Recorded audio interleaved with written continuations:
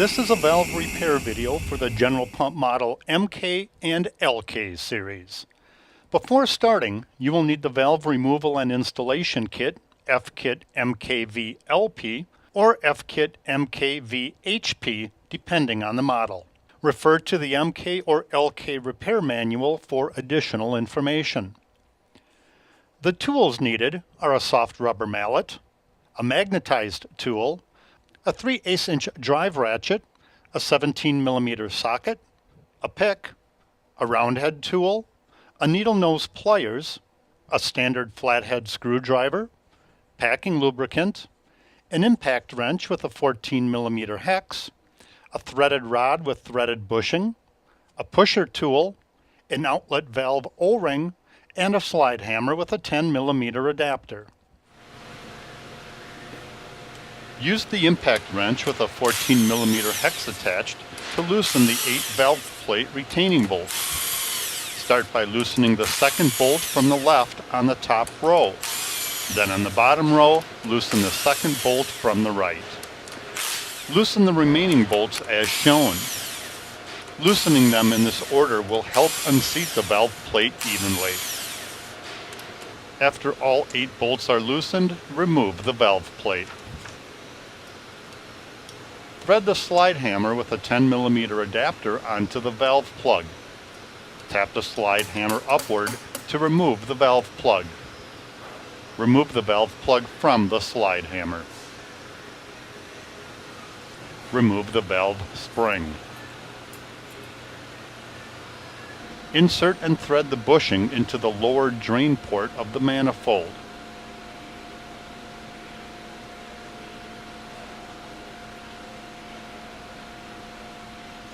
Insert the pusher tool and twist the threaded rod. This will push the pusher tool into the valve seat.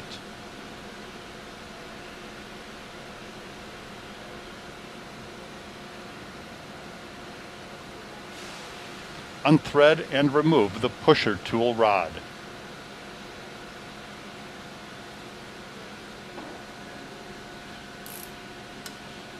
Use the 17mm socket to turn the threaded rod.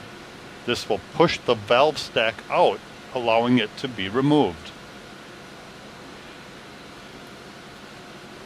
Use a pick to remove the metal washer ring and the O-ring. Thread the slide hammer into the outlet valve. Tap the slide hammer to remove the outlet valve. Use the pliers to remove the plastic spacer.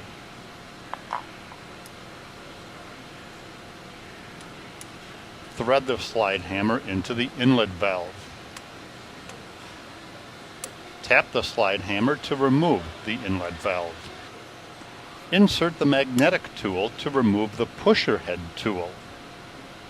Use the pick to remove the O-ring and the backup ring.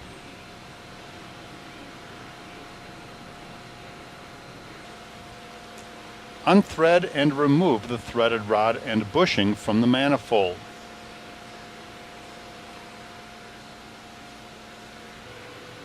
With the valve now removed, use the flathead screwdriver to pry the cage from the valve seat. Inspect each component for wear or damage and replace if necessary.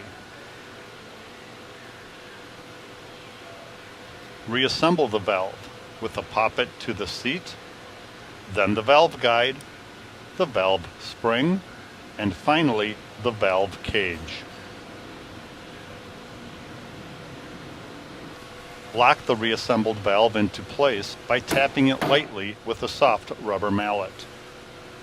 Push the valve to test that the plastic valve guide is properly centered and moves freely through the hole of the valve cage. Insert the backup ring. Use the roundhead tool to fully seat the backup ring into the bottom of the manifold. Insert the O-ring. Use the roundhead tool to fully seat the O-ring into the bottom of the manifold. Thread the inlet valve to the slide hammer with a 10mm adapter.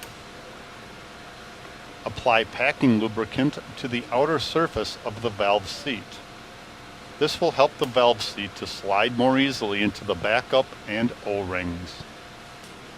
Seat the inlet valve into the manifold.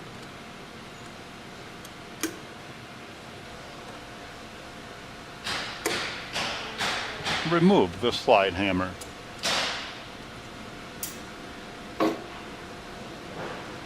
Install the plastic spacer, making sure it is fully seated.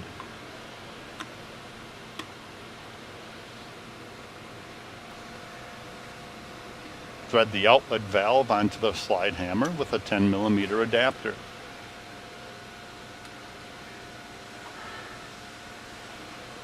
Apply packing lubricant to the outer surface of the valve seat.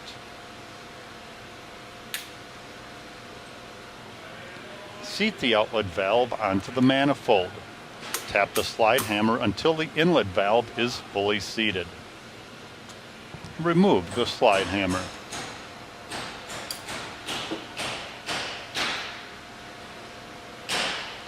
Install the backup ring. Use the round head tool to help properly seat the backup ring.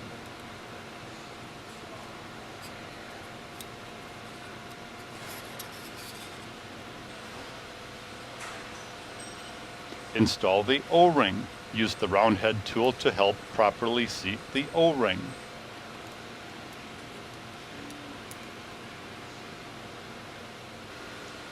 Use the outlet valve O-ring tool and insert it into the manifold. Lightly tap the O-ring tool with a soft rubber mallet until the O-ring is fully seated into position.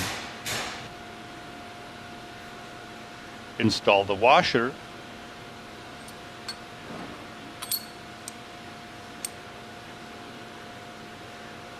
and the spring. Thread the valve plug to the slide hammer with a 10mm adapter.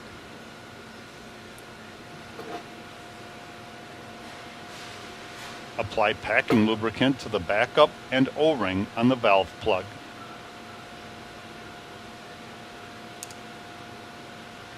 Insert the valve plug into the manifold.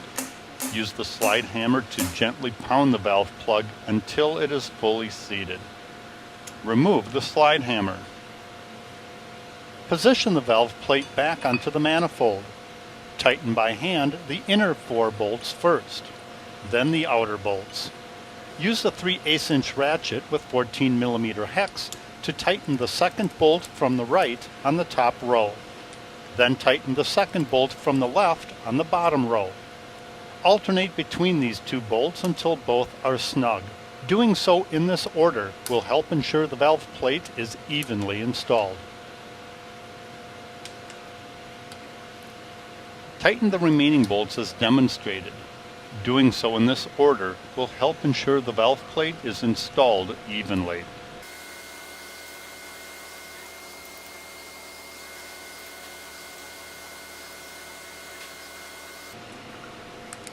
Finally, tighten all 8 bolts with a torque wrench using the proper specs.